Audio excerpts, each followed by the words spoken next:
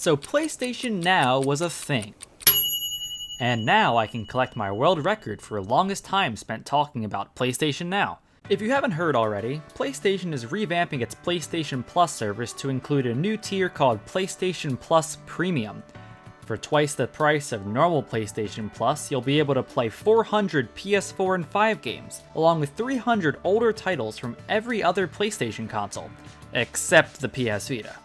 Which is fine because nobody bought one, especially not me. But what's interesting about this upgrade is that when the revamp happens, if you have a subscription to something called PlayStation Now, you'll be immediately moved to Premium, even though PlayStation Now is half the price.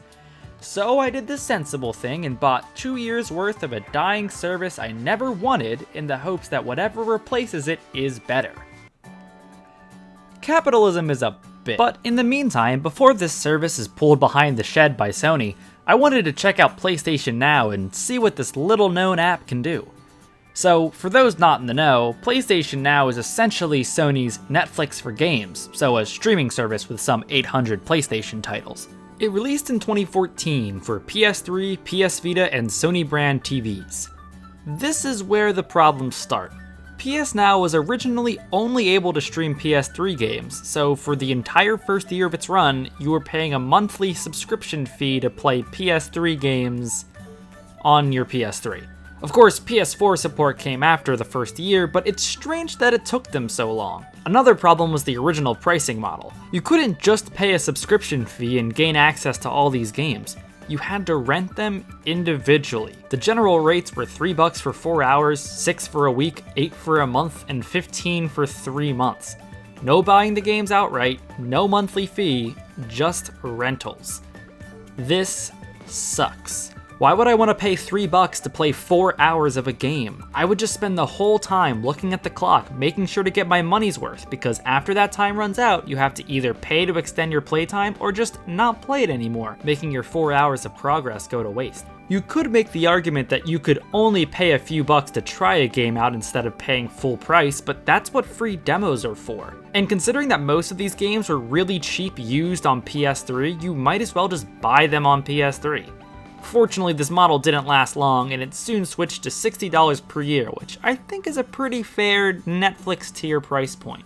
Before talking about how streaming works, I want to complain about these menus.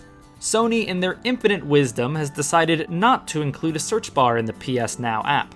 If you're on the Windows app, they organize each game by letter if you really want to scroll all the way down and over just to find the game you're looking for. On the PS4, it doesn't have any alphabetical ordering, so you just gotta go through every single possible game. This makes no sense to me. Why would a streaming service in the year of our Lord 2022 not include a search function? The only kind of browsing I see are a handful of genres. Pick up and play, Final Fantasy VII? Yeah, sure. Anyway, how is the actual experience? It's actually pretty good. If you have the internet speed, the game plays pretty close to perfect in my experience, and it's decently forgiving too. I don't have blindingly fast internet, but you can get by with like 5 megabits per second, which isn't too much these days. Unfortunately, there's one problem that plagues streaming, and that's the inevitable lag spike. No matter how good your internet is, there's always a chance that you'll get a few seconds of a frozen screen or terrible input lag. And the second that happens, your immersion is completely ruined.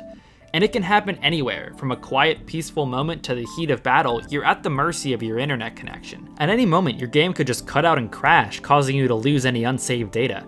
Now, random crashes can happen in any game, but I just have this sense of dread whenever I stream.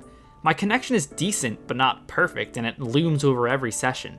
That's one reason why I can never commit to streaming any long-form game. I don't know if I'll have problems along the way. There have been a few games that I was able to try out thanks to this service that I really enjoy, like Tokyo Jungle or Pac-Man Championship Edition 2, but those are quick, simple games that I don't need to spend more than a few hours playing. I also enjoyed playing narrative games like Heavy Rain. I think that's pretty good over streaming too. So I think PS Now works really well for short, simple games, but the internet issues are enough to keep me from the longer experiences. And even when your internet is perfect, it just doesn't feel quite right. I don't know how to explain it. Maybe it's a psychological thing, but I just don't feel good playing these games. Streaming feels near identical to playing the games natively, but there's always gonna be something. A missed input here, some artifacting there, that will affect your experience either consciously or not. I also just don't feel like these games are mine, and that's because they aren't. PS Now has a pretty impressive library, but a lot of these games are ones I probably wouldn't check out on my own. Not because they're bad games or anything, far from it, but if a game I want to play is on here, chances are I already bought it. And that's why I think game streaming just isn't really for me. Any game I'm interested in, I buy. I've already got a huge game collection and an even bigger backlog. I don't need 800 games I only half own to clog that up. I think PS Now could have found an audience with people who like video games but don't commit to buying the newest consoles and the newest games. They could just try out a bunch of PlayStation hits without the commitment of paying $60 a pop. Which brings me to the weirdest decision of PlayStation Now, and the reason why I don't think it's as popular as it should be. It's only for PS4, PS5, and Windows. There used to be support for the PS3, the Vita, and certain TVs, but Sony dropped that in favor of supporting the newer consoles. Why? Sony, your audience for PS Now isn't the hardcore gamer that sold his ribcage for a PS5. He didn't spend hours in line for 4K capable hardware in order to play a 720p stream of Disney's Ratatouille for the PS2. Your audience is Joe Average, who has a life and responsibilities, and a PS3 in his closet that he still has from high school. Or people who can't afford newer consoles but still want to play the newest games. Or anybody who has a Roku stick. Yeah, it's just streaming games, it's not rocket science. There's no reason why PS Now shouldn't be able to run on just about anything. At least put it on mobile or something. I bought 4 PS Vitas and none of them can play Hello Neighbor! I think PS Now is a really good service, they just don't know what to do with it. So now, in 2022, PS Now is merged with PS Plus and the whole world shrugged its shoulders. It's mostly the same, but with the added selection of PS1 and PSP games, which I actually really like. Hello, Ian from the future here. I was editing and I forgot to say that PS Now and Plus both let you download any of its games, which is a really nice feature. Except for PS3, which is streaming only due to emulation issues. Here is my response. Honestly, I kinda get it. The PS3 is really hard to emulate, and all the fans made their own emulator. It took a ton of time and effort that Sony isn't able to justify, as it probably doesn't improve their profits to emulate their own games. Unfortunate, but at the end of the day, Sony is a business and fan emulation will always exist to pick up the slack. I'm glad that Sony is finally letting us play its legacy of games, but the selection is mediocre. When you say PS1, I think of Metal Gear Solid, Castlevania Symphony of the Night, Crash Bandicoot, Spyro, none of which are here. Otherwise, it's basically the same selection as PS Now with some shuffling. It feels like they're tailoring PS Plus Premium to the more hardcore crowd, which, like I said before, is kind of a lost cause.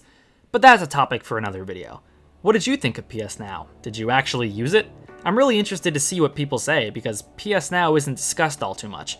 Anyways, sorry for the shorter video length, but I wanted to say my piece without running too long. If you want to see what crazy opinions I've got next, be sure to like the video and subscribe. I've got another video coming up soon that'll be my usual length. And I do mean soon, it's actually almost done. But we're operating on Flotobro time, so who knows.